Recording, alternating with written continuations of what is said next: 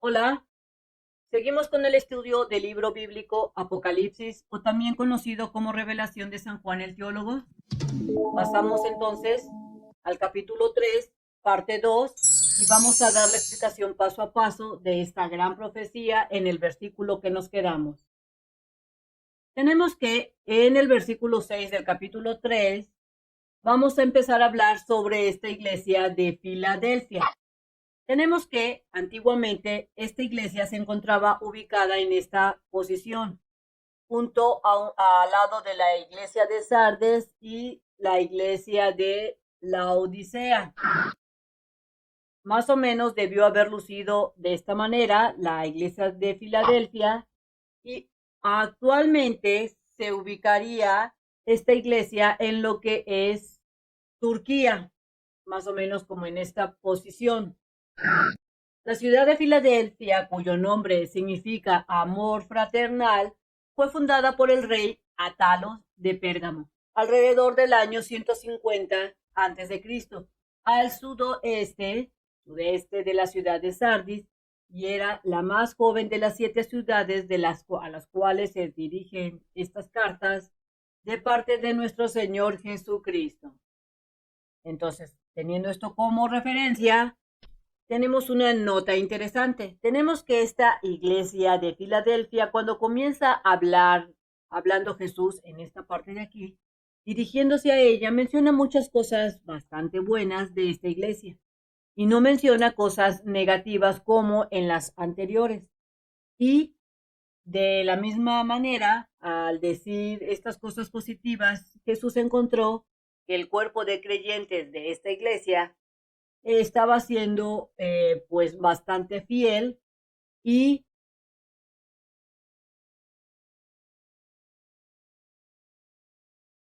estaba realizando lo que había mandado Jesús que se hicieran en cada una de las iglesias que se establecieran. Entonces ahora sí comencemos. En el versículo 6 dice, el que tiene oído oiga lo que el Espíritu dice a las iglesias.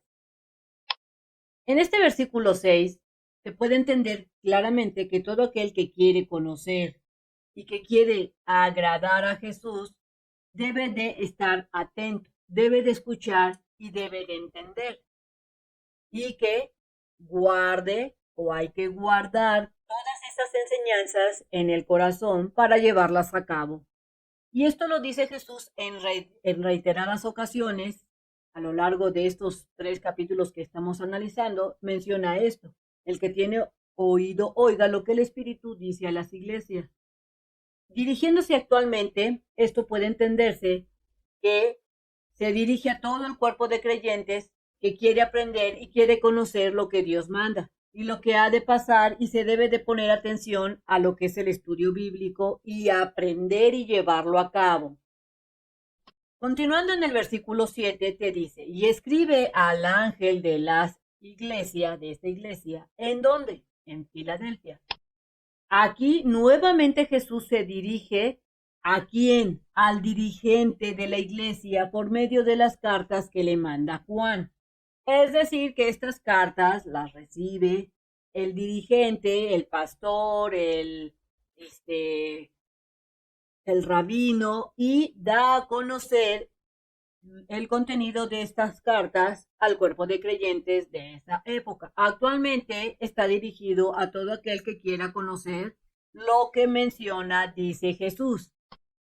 Continuando dice, estas cosas dice el santo, el verdadero, el que tiene la llave de David. Jesús comienza entonces hablando y se describe con características muy peculiares. ¿Cuáles? Estas cosas dice quién: el santo, el verdadero, el que tiene la llave de David. Aquí Jesús está describiendo. Entonces se describe con características muy peculiares que solo él tiene y que lo representan como es su carácter, su forma de ser.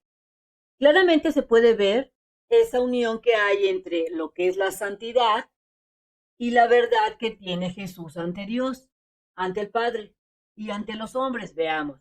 Dice el santo, aquí se está presentando como esa santidad, esa divinidad, menciona el verdadero, porque recordemos que el anticristo también se va a revelar, pero el anticristo no es ni santo, ni mucho menos es el verdadero.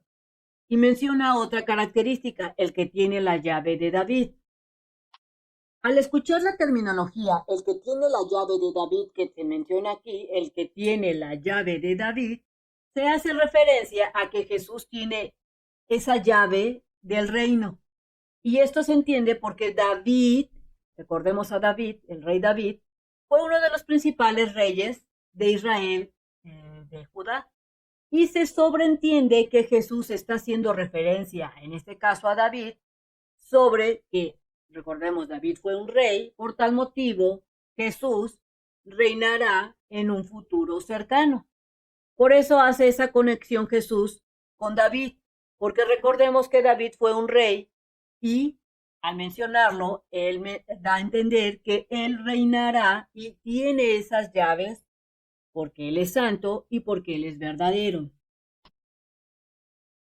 Entonces continuamos, que dice, estas cosas dice el santo, el verdadero, el que tiene la llave de David, el que abre y ninguno cierra, y cierra y ninguno abre.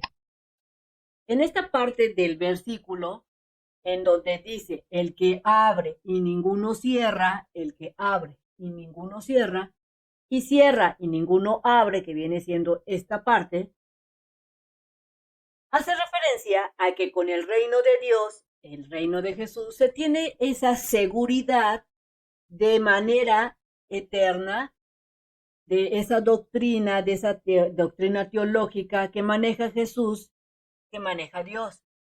Es decir, que siempre se asegura Dios y Jesús que habrá esa justicia, que habrá esa rectitud y que no habrá cambios de temperamento en donde a veces sí suceden las cosas y a veces no.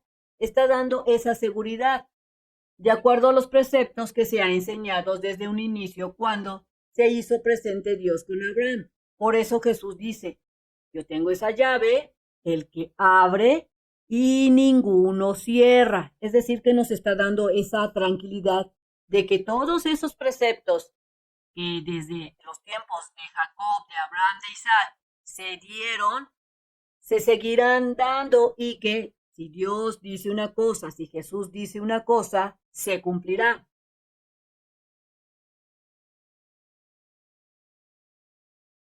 Y que menciona Jesús y que se seguirán usando estos preceptos, estas enseñanzas cuando se establezca el reino milenial.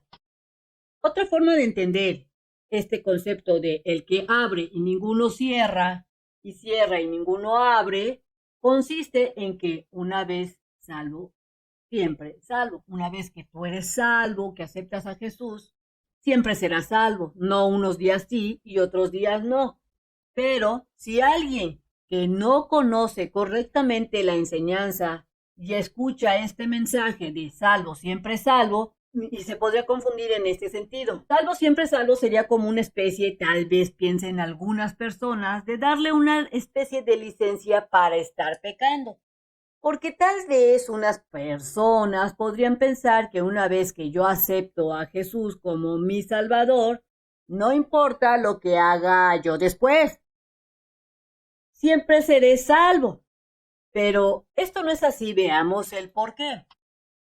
Si leemos el libro de Romanos, ahí en reiteradas ocasiones se menciona que una de las razones principales por los que una persona llega a la fe y acepta a Jesús como su Salvador y como su Dios verdadero es porque esa persona de plano ya tocó fondo, ya no hay cómo salir de su depresión o de sus problemas y entonces él busca a Dios. Entonces, esa persona que busca a Dios es porque tocó fondo, es decir, ya no puede más debido a que sus actos de pecado lo llevaron a un lugar sumamente oscuro, sus decisiones. Tal vez esa persona no quería pecar, pero de acuerdo a sus decisiones cayó totalmente hasta el fondo, en el cual esa persona requerirá o requiere ayuda. pero ya no tanto ayuda de los humanos, sino ayuda espiritual. Y por eso se da ese cambio y acepta a Jesús y a Dios como sus salvadores, como su Salvador, sus salvadores, tanto Jesús como Dios.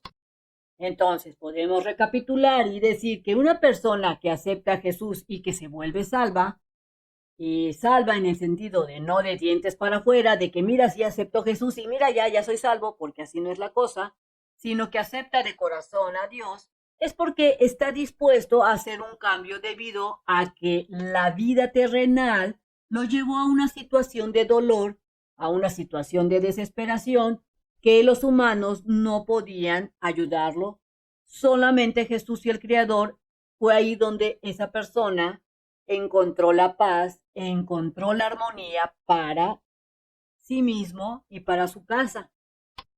También es importante mencionar que en los capítulos anteriores del Apocalipsis, o en el capítulo 1, en el 2 y parte del 3, Jesús va mencionando ciertas cosas que no le son de su agrado. Y también en estos capítulos Jesús nos alerta para que esas personas que ya son salvas o que somos salvos, si hay cosas que a Jesús no le parecen y que al momento de estudiar el Apocalipsis nos damos cuenta que estamos cayendo en esos actos de pecado, hay que cambiarlo y nos arrepentamos de ciertos actos que a Jesús no le agradan y por ende a Dios tampoco. Es decir, que aunque nosotros aceptemos a Jesús, hay que estudiar la Biblia para saber cuáles son esos actos que no le agradan a Dios, a Jesús, y cambiemos. Y en esos versículos del capítulos anteriores que hemos estudiado, el 1, el 2 y el 3, anteriormente que hemos analizado, Jesús en reiteradas ocasiones advierte que de no arrepentirnos, de no hacer ese cambio de estos ciertos pecados que a Jesús no le agradan, Jesús mismo, él dice que él tomará acciones dependiendo de cada una de sus advertencias que no es que nos está dando Jesús. Por eso, también en esta parte del versículo se puede entender que él es el que tiene esa llave, ¿verdad? En donde abre y ninguno cierra y cierra y ninguno abre. Entonces, es decir, que Jesús tiene la decisión y dependiendo de la situación en la que encontremos delante de él, él aplicará esto de cerrar o abrir una puerta dependiendo de nuestras acciones. Pasemos entonces al versículo 8. Yo conozco tus obras.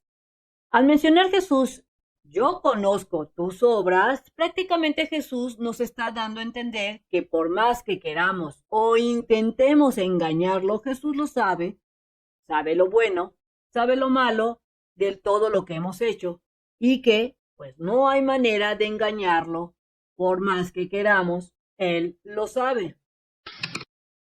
Yo conozco tus obras, he aquí, he puesto una puerta abierta delante de ti, la cual nadie puede cerrar. Aquí menciona, al mencionar que Jesús ha puesto una puerta abierta, a esta congregación y esta puerta se encuentra abierta. Hace referencia a que ha visto que esta congregación de Filadelfia está haciendo las cosas de manera correcta y que no solo lo hace de manera correcta, sino que se esfuerza por agradar a Dios, a Jesús. Y por eso Jesús premia a esta congregación de Filadelfia diciendo que esa puerta se encuentra, pero súper abierta. Mira, leamos. He aquí he puesto una puerta abierta delante de ti, la cual nadie puede cerrar. Entonces, esta puerta se encuentra abierta actualmente como cuerpo de creyentes. Jesús sabe lo que tú haces correctamente e inclusive uno internamente sabe si está actuando bien. Entonces, si uno sabe que está actuando bien, esa puerta se encuentra abierta, la cual nadie puede cerrar, haciendo referencia a que están en el camino de salvación y nadie se le puede quitar esa salvación. Así es que si tú aceptaste a Cristo Jesús esta puerta se encuentra abierta y nadie la va a poder quitar. Esa salvación la tienes. Y si no has aceptado a Jesús, yo te invito a que lo hagas para que tengas esa puerta abierta, esa salvación que nadie te puede quitar. Porque aunque tienes poca fuerza, les dice Jesús a esta congregación, y también hoy en día está dirigiéndose a nosotros, aunque tienes poca fuerza, has guardado mi palabra y no has negado mi nombre. Es decir, que a pesar de que a veces nos cuesta trabajo no pecar, portarnos correctamente, Jesús dice que no hemos negado su nombre y nos hemos esforzado por agradarle.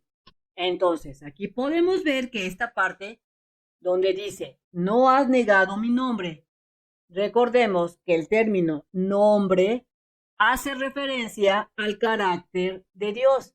Es decir, que esa congregación tiene esa fuerza y que se impone ante esas circunstancias de la vida porque siguen sin negar a Jesús y haciendo cosas buenas que Jesús ve con agrado y no andan permitiendo que ciertas personas contaminen en esta frase, que contaminen a la iglesia. Del mismo modo, si está dirigido hacia nosotros actualmente, hay que evitar contaminarnos con esas personas o esos ambientes que nos quieran hacer pecar. También Jesús hace referencia a que, aunque tienes poca fuerza, aquí te lo dice, porque aunque tienes poca fuerza, has guardado mi palabra y no has negado mi nombre. Entonces, en la parte que dice, aunque tienes poca fuerza, una de las cosas que le agrada mucho a Jesús, a Dios, de esta iglesia, de este cuerpo de creyentes, es que siempre han guardado la palabra de Dios. Es decir, que están siempre realizando cosas positivas, cosas que son del agrado de Jesús. Así del mismo modo hay que aplicar ese concepto actualmente. Hay que hacer esas pequeñas obras que parecen insignificantes, pero a la larga, si juntamos todas esas mini obras, se vuelve una gran obra. Siguen esta iglesia esos preceptos que se han establecido y aunque a veces han caído, se han levantado y nunca han negado el nombre de Jesús. Forman parte de la iglesia que fundó Jesús cuando vino a la tierra como hijos de hombre. Es decir, que siguen todos esos preceptos que Jesús estableció cuando vino a la tierra como hijo de hombre. Pasamos entonces al versículo 9 que dice, he aquí, yo haré que los de la sinagoga de Satanás, los que dicen ser judíos y no lo son, sino que mienten.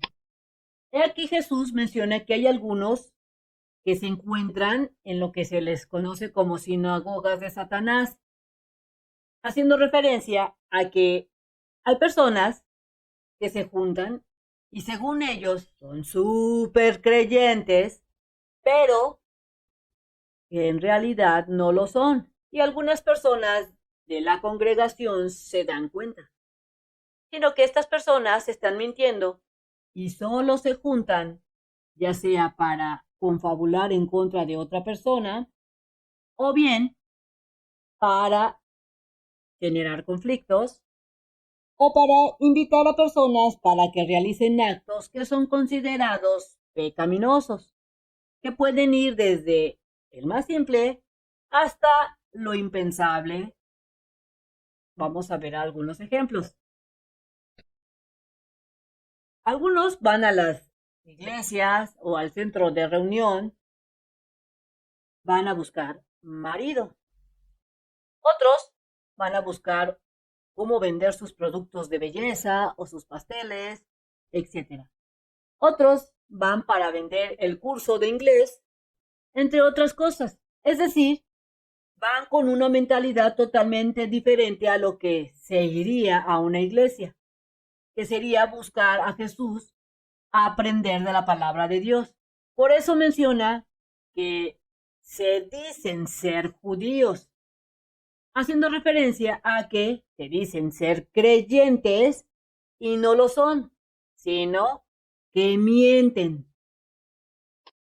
Por lo que Jesús nos aconseja que cuando nosotros estemos en la iglesia o estemos estudiando la palabra o estemos en la sinagoga o platicando con los amigos o en el retiro espiritual o en los centros de reunión donde se acostumbre a hablar de la palabra de Dios, se vaya con la mentalidad de poder discernir, de ponernos atentos y ver qué es lo que pasa y poder darse cuenta de esas personas que solo van con la ideología de que se peque o de vender o de encontrar marido o de encontrar esposa o de encontrar venganza, etcétera, como en los ejemplos anteriores que se dieron. Continuamos entonces. He aquí yo haré que de la sinagoga de Satanás, los que dicen ser judíos y no lo son, sino que mienten, he aquí yo los obligaré a que vengan y adoren delante de tus pies y sepan que yo te he mandado. Si te das cuenta de lo fuerte que dice esta parte del versículo, he aquí, o sea, Jesús, yo los obligaré a estas personas que no son creyentes a que vengan y adoren delante de tus pies. ¿A quién? ¿A quién van a adorar? A Dios, pero lo van a hacer delante de tus pies y sepan que yo te he mandado. ¿Qué significa esto? Aquí Jesús está diciendo que todas esas personas que van con una mentalidad a las iglesias, a las sinagogas o a estos retiros espirituales, por dar algunos ejemplos, que van para mentir, para crear problemas, entre otras cosas, que se dicen alabadores de Jesús, pero que en realidad, ¿qué dice Jesús? No lo son. Estas personas que en realidad no son creyentes para el cuerpo de Cristo, menciona Jesús que las obligará a que estén debajo de ti o estén debajo de esa persona que sí es creyente de verdad. Es decir, que tú tendrás, o esa persona que es creyente de verdad y que Jesús lo sabe, tendrá un grado de mando y estarán las otras personas mentirosas bajo tu autoridad. Estas personas reconocerán que tú tienes un grado superior a ellos por culpa de su mal comportamiento. Es decir, que van a aceptar que ellos serán unas personas que estarán abajo y tú estarás arriba, como por decir un ejemplo, serás el jefe. Y esto se hace referencia a que todo aquel que sigue los preceptos de Jesús, Él les dará ese cargo, porque aquí te lo menciona, y sepan que yo te he mandado. Y no solo te dará un grado superior o de mando, sino que además Jesús dirá o les dará a conocer que Él te ama y te ha amado porque le has sido fiel y porque no has caído. Pasemos entonces al versículo 10, que dice, por cuanto has guardado la palabra de mi paciencia, yo también te guardaré de la hora de la tentación, que ha de venir en todo el mundo para probar a los que moran en la tierra. En algunas Biblias dice, en vez de tentación, dice tribulación. Entonces, quedaría así. Por cuanto has guardado la palabra de mi paciencia, yo también te guardaré de la hora de la tentación, de la tribulación o de los problemas que han de venir en todo el mundo para probar a los que moran en la tierra. Si te das cuenta, aquí Jesús está diciendo que si tú eres fiel, si tú guardas la palabra, si tú tienes esa paciencia, te va a guardar de esos problemas, de esas tentaciones, de esa tribulación, cuando vengan los tiempos finales. Vamos a ver qué significa. Aquí Jesús menciona que a todo aquel que resiste estas personas que se dicen creyentes, o al mismo diablo, al mismo enemigo, pero que no lo son y que en realidad solo se dedican a pecar y que otros pequen, y que además si tú resistes también y tienes esa paciencia, eres paciente y guardas los preceptos de Dios, los preceptos que Jesús dio, los va a recompensar en la hora de la tentación, o también se le puede decir en la hora de las tribulaciones.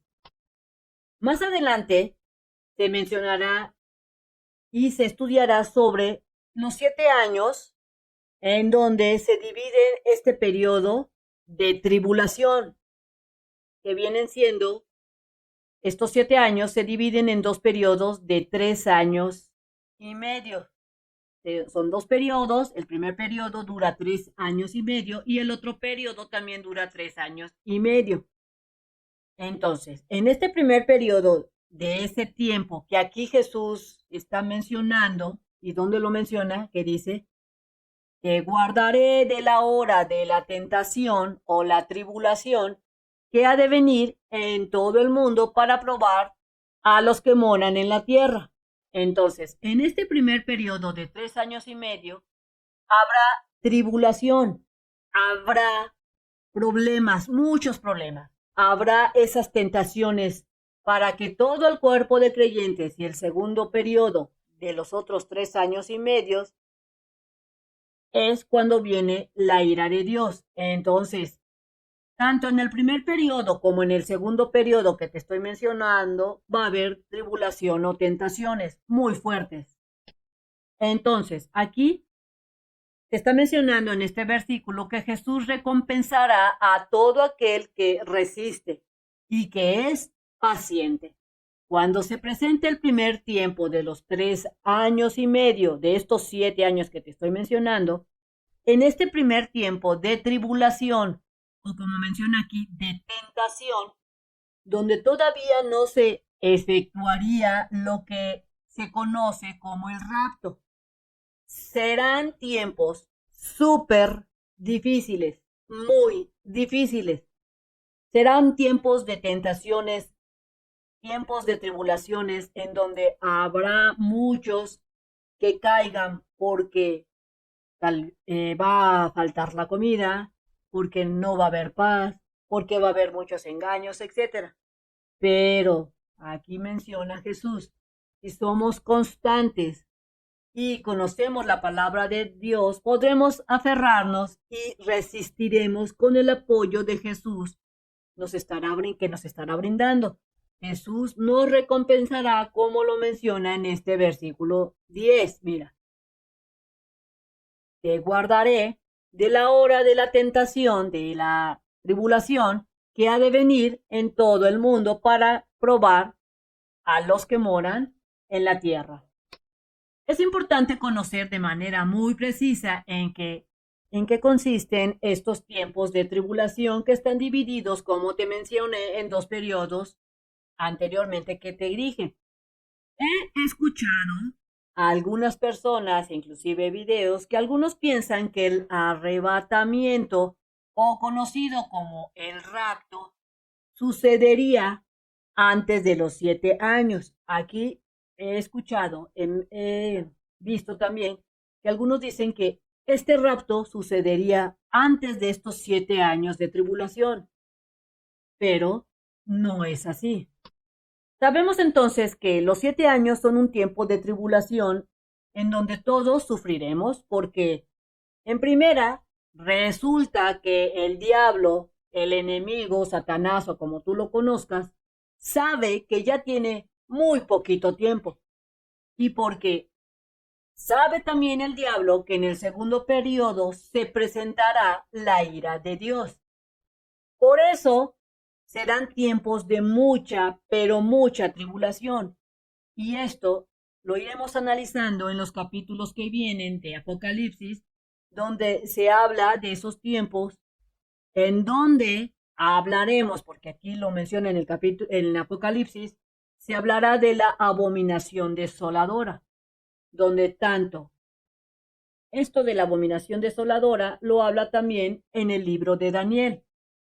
También lo menciona en el libro de Mateos, en el capítulo 24.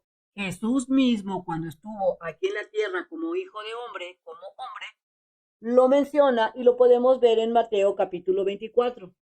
Vemos que esta abominación desoladora ocurrirá cuando el anticristo entre al lugar santísimo y se proclame en este lugar santísimo.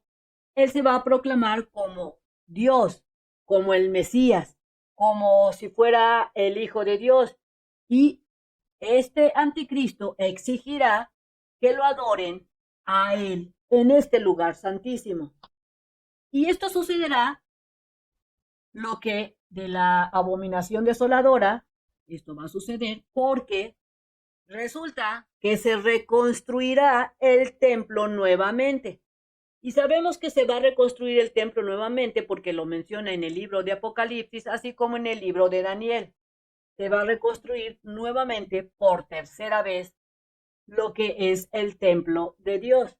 Y durante esos 3 años y medio, los primeros 3 años y medio de los 7 que te mencioné, en este primer periodo, todos los creyentes a Cristo Jesús, a Dios, serán súper perseguidos. Y es aquí donde en Apocalipsis se menciona de la marca del número 666. Entonces, en estos últimos tiempos, en el primer periodo de los 7 años, serán perseguidos todo el cuerpo de creyentes que creen en Cristo Jesús. Y es aquí cuando Jesús nos está alentando, como en este versículo. Por cuanto has guardado las palabras de mi paciencia, yo también te guardaré de la hora de la tentación o de la tribulación que ha de venir en todo el mundo para probar a los que moran en la tierra. Entonces, el diablo, el anticristo, va a perseguir al cuerpo de creyente y los va a poner en tentación constante. Pero si tú resistes, aquí Jesús te está diciendo que él ha de venir y te guardará. Te guardaré de la hora de la tentación. Entonces Jesús nos está alentando y nos está diciendo que el que tenga oídos para oír, oiga, es decir, el que quiera ser salvo, prepárase, que hay que prepararse para esta tribulación y sepa cómo debe de actuar. Y al mismo tiempo Jesús nos dice que nos recompensará, y esto lo podemos ver en diferentes partes, tanto en el libro de Mateo 24 como en el libro de Apocalipsis, cuando se dirige a las iglesias, de que nos dice, el que quiera oír, oiga. Es importante ir familiarizándose con este concepto que se menciona más adelante, este concepto que te voy a decir, dos conceptos que se menciona en el libro de Daniel, en donde se dice habitantes de la tierra, o también se le llama a los que moran en la tierra. Y también se menciona el concepto o esta frase habitantes o a los que habitan en los cielos. ¿A qué se refieren estos dos terminologías de habitantes de la tierra o que moran en la tierra? O también a que habitan en los cielos. Aquellos que habitan en la tierra, o también conocidos como los que moran en la tierra, se refieren a todas esas personas que están viviendo conforme a los estándares que marca el mundo. Es decir, todas esas personas que viven para el mundo y con el mundo, es decir, los que piensan que todo lo material es lo que importa, o los que aman el dinero, o los que aman la diversión, o tener mucho sexo, o esas personas que andan con mucha gente al mismo tiempo y piensan que es lo importante, así como otros aspectos terrenales. A esas personas que viven para el mundo se les conoce bíblicamente aquellos que habitan en la tierra, o también conocidos como los que moran en la tierra. Y la terminología, aquellos que habitan en el cielo, son aquellas personas que viven de acuerdo a los principios del reino de Dios. No es que estén habitando en los cielos actualmente, pero sí en un futuro cercano, cuando Jesús venga a la tierra. Por eso se les dice a aquellos que habitan en el cielo son aquellas personas que viven de acuerdo a los principios del reino de Dios que ha marcado desde un inicio y que Jesús vino a reafirmar cuando vino a la tierra como hijo de hombre. Entonces, cuando se lee en la Biblia, como en el Apocalipsis o en el libro de Daniel que dice que Jesús vendrá y tomará o raptará a todos aquellos que habitan en el cielo, son esas personas que viven o que vivieron conforme a qué? A los conceptos o preceptos, conceptos que Dios dijo, que Jesús dijo, y que aceptaron en su momento dado, aceptaron a quién, a Cristo Jesús como su Salvador, como su Redentor, y todos aquellos que no lo aceptaron y que no vivieron conforme a sus preceptos, a esas personas que no viven, sino que viven conforme a los preceptos de la tierra, se les conoce de manera bíblica como aquellos que habitan en la tierra. Pasemos entonces al versículo 11. He aquí, yo vengo pronto. Esta expresión, he aquí, yo vengo pronto, puede entenderse de que tenemos que aguantar con fidelidad la primera parte de estos últimos 7 años, que viene siendo aguantar la parte primera de la tribulación, para que seamos parte de esas personas del rapto. He aquí, yo vengo pronto, retén, mantén lo que tienes para que ninguno tome tu corona. En esta otra parte del versículo donde menciona que hay que retener o mantener esa fidelidad hacia Él y a Dios, para que luego menciona, para que ninguno tome tu corona, ¿qué viene siendo? Viene siendo esto una recompensa que tiene Cristo para todo aquel creyente, es decir, esta corona viene siendo un aditamento. ¿Para qué? Para adorar a Dios cuando se esté delante de la presencia del Altísimo. Como se mencionó, esta corona o estas coronas, ¿para qué van a servir? Para ofrecerle a Dios esta corona, ofrecérsela a Dios cuando se esté generando la alabanza hacia Él, y se utilizará para mostrar a Dios que nuestros actos fueron dignos. Es decir, que estas coronas Jesús se las va a dar a aquellas personas que sean dignas y se usarán cuando se esté delante de la presencia de Dios para alabanza. Estas coronas mostrarán que son dignos de Él y que por eso tenemos tal vez 2 o 3 coronas o las que hayamos ganado, de tal manera que entre más coronas tengamos indicaríamos que fuimos dignos hacia el Padre, hacia el Hijo, y representaría una forma de adoración hacia ellos. Así que Jesús menciona que estas coronas se ganan reteniendo y no negando a Jesús y a Dios delante de los hombres y realizando todos este tipo de actividades que son dignas y que Jesús y Dios ven con agrado, y hay que discernir a todas esas personas que solo tratan de que pequemos o que caigamos en tentaciones, por lo que una forma de evitar es leyendo la palabra de Dios para saber y conocer cómo evitar a esas personas que solo quieren en cierta forma fregar al cuerpo de creyentes. En el versículo 12 dice, el que venciere, yo lo haré columna en el templo de mi Dios. En este versículo se menciona que Jesús y que otro tipo va a dar otro tipo de recompensas, que nos dará. ¿Cuál es?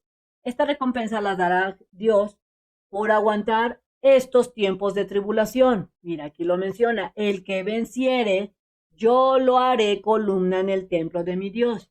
Entonces,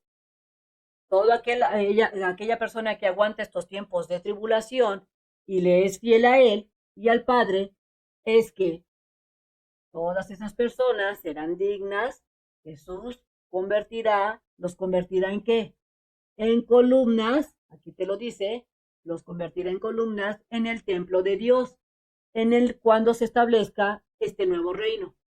En los capítulos finales de este libro de Apocalipsis se menciona sobre estas columnas. En el versículo 2 entonces se menciona que Jesús de otro tipo de recompensas nos está dando, que nos dará por aguantar estos tiempos de tribulación, haciendo referencia a estos 3 años y medio en donde el anticristo se va a proclamar como Dios en la abominación y hay que ser fiel a él y al Padre.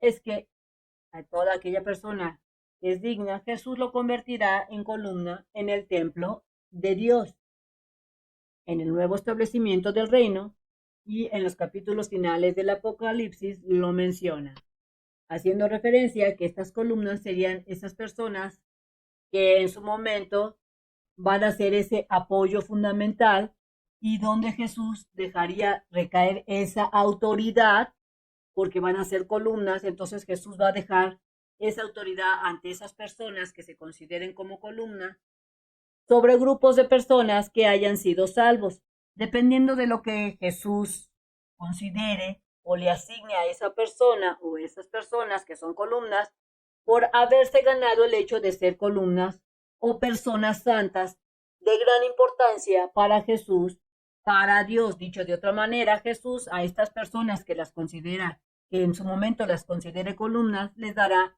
más responsabilidad y un grado superior que los demás. Entonces, aquí te dice, aquel que venciere, yo lo haré columna en el templo de mi Dios y nunca más saldrá fuera. En esta parte del versículo 12 dice que nunca más saldrá fuera. Se entiende entonces que aquellas personas que sean columnas, que tengan ese grado superior, esa responsabilidad, por la gracia de Jesús, tendrá una comunión que directa y muy cercana, tanto con el Padre como con el Hijo, o sea, con Jesús. Y van a ser tan cercana esa comunión, esa convivencia, que no saldrán de lo que es el templo de Dios, y aquí te lo menciona.